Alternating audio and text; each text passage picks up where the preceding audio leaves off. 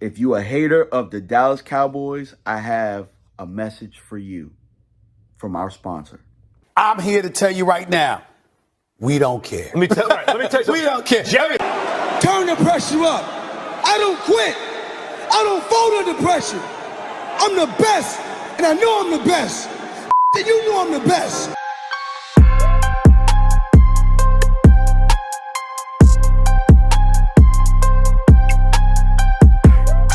What's going on, Cowboy Faithful? It's your boy DMV back with another one. Make sure you like and subscribe before you do anything else. Also, man, make sure you hit that all button on the bell. You know what I'm saying? You got to hit the bell and then click the all button so that you get all of the content if you like the content on the channel.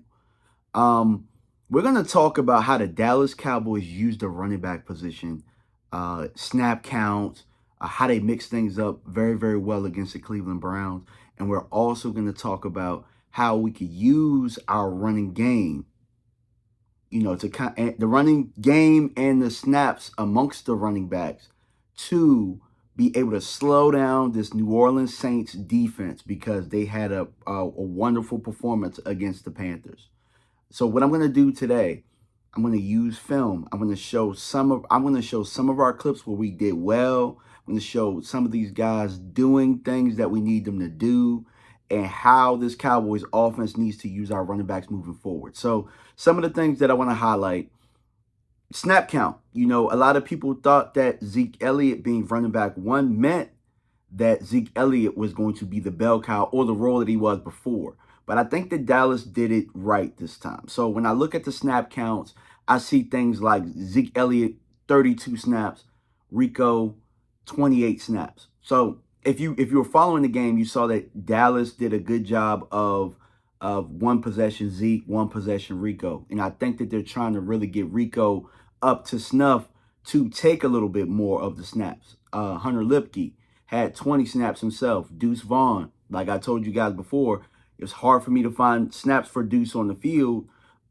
He only had 2 snaps. And the Dallas Cowboys did a good job of infusing CeeDee Lamb in the run game as well. So we're going to jump to the film. And then after that, once I show you a few clips, we're going to talk about the New Orleans Saints. All right, let's get into it.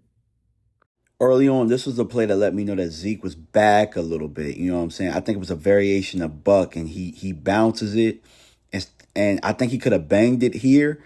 But here's the important part. We heard about burst. We heard about athleticism. And he just hurdles this opponent right there. That let me know that Zeke ain't who he was, but he's close. As a former running back, I'm going to highlight pass protection. He did a good job there. Now, Zach Martin got whooped, but Zeke did his job. Rico, welcome to the party, sir. So Rico with this carry here, and it's a same side run out of shotgun. If we are going to run out of shotgun, these are the type of runs that I want to see where we can kind of change the pace. The Dallas offensive line can determine what the front is and then get on some backers at the second level. So the scenario is 3rd and 3 here, and based on the data that we've been able to collect, Dak likes what he sees up front as far as the run game goes. And what Zeke has shown us so far, we can trust to get this on the 3rd and 3. And between Zeke and the offensive line, they get it done here. I like it. You see how wide that gap is, that bubble is on the inside? Look at that, man. That was just screaming for us to run the football. We do a good job getting to the second level and getting the first down. We highlight the dirty work on this channel. Watch Zeke in the backfield. Man, he's going to take out the garbage there. Now, we're not focused on the result of that play, but the actual role of what the running back is. So, welcome back, Rico. Rico motions back into the backfield. So, Cleveland's going to try and run what they call a bullet to a cross, where they you know, kind of almost like a stunt between the middle backers. So, you got Tyler Guyton one-on-one on the outside. The Cowboys counteracted by sliding to the right, and Rico slides into his gap. And, man, what a block. Again, we're not focused on the result of the play, but the running back responsibility here. And that's Myles Garrett over there. I don't know what we was thinking. On offense, you always want to create advantages for yourself, which means like more numbers to something. So the Cowboys want to create more numbers on the perimeter here. And this is something I like to call a smoke screen. Now, the Dallas Cowboys just played against a really solid defensive group with the Cleveland Browns, who was #1 last year. So it's like, damn, bro, can we get a break? We're going to play against the New Orleans Saints, who played lights out last week, and you can see why because of some of the guys on their roster. So you can tell that New Orleans was very, very serious in building this defense and how they've done it. So over the course of the years, they've done a very good job of drafting and then also adding some veteran presence in certain areas that could help them catapult this defense, right? And I think that it's an explosive defense is what it is, but it's a very, very tough, underrated front seven. So you got guys like Cam Jordan, who I believe is the best player on the defense, has been the best player of that defense for as long as he's been wearing that damn jersey. Demario Davis, very, very underrated linebacker. And, I had the pleasure of meeting him at Mark's house, I believe, one time. But Mark Holmes was pounding the table for Demario Davis, and he's been with New Orleans since, and he's been wrecking stuff down there. They got an addition, Willie Gay, from the Kansas City Chiefs, who has been part of the 3 championships over there. Willie Gay knows nothing but championships, championship pedigree. He's an unsung hero for that defense over there. He was a guy that I actually wanted on the free agent market just because of his experience, his toughness, how he flies around. I like and I respect Willie Gay. In the secondary, so those are some of the guys that I talked about in the starting front seven. In the secondary, you got Will Harris from Detroit. He is a veteran presence when it comes to the safety room over there. Then they got Tyrann Mathieu right next to him. Marshawn Lattimore, who's one of the best corners in the league, has been for quite some time. They have Paulson Adebo, who is a 4th-year starter for this group. So he's somebody that has been in the league. Now, he's not somebody that I was right home about, but somebody who has probably seen a lot of the things that teams want to do against him. So you got to respect that. And then Alontae Taylor, who had 3 sacks last week against the Carolina Panthers.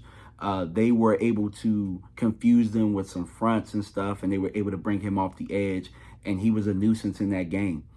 Some of the backups, Brian Bresee, if you guys follow the draft, you know that he was a heavy prospect. He's a strong hand prospect. They have Chase Young, who is going to be in the rotation over there. We don't think a whole bunch of Chase Young, but Chase Young as a backup, you have to respect it. And then I had to put a star next to this guy's name, John Ridgeway. We love John Ridgeway in Dallas. I went to Washington. Man, we wish that he would have came on home, but New Orleans had to go trade for him real fast. And then in their secondary, there is a Q next to Marshawn Lattimore's name, being questionable. So who will probably fill in for him is the rookie Kool-Aid McKinstry out of Alabama. So you guys know in the draft process, Kool-Aid's name kept popping up. So got to watch out for that guy. This defense right now, they want to be able to manipulate you on the front seven and just move fast in on the back end. So Dallas is going to have to be able to have the backs protect like we showed in the film. They can't get confused like Carolina was getting confused in the protections. Also, I'm not sure if Carolina couldn't run the football or if it was that they fell behind so early that they kept passing. So I think that some of the runs that I saw, them falling forward, Dallas is going to have to continue to do that. Zeke is going to have to continue to hammer these guys.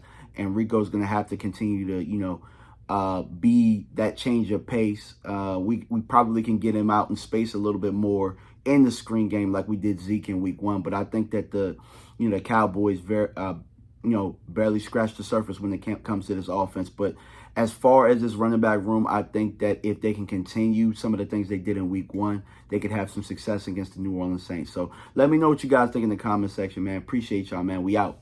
Peace. Yeah, here we go. Says on the beat, boy.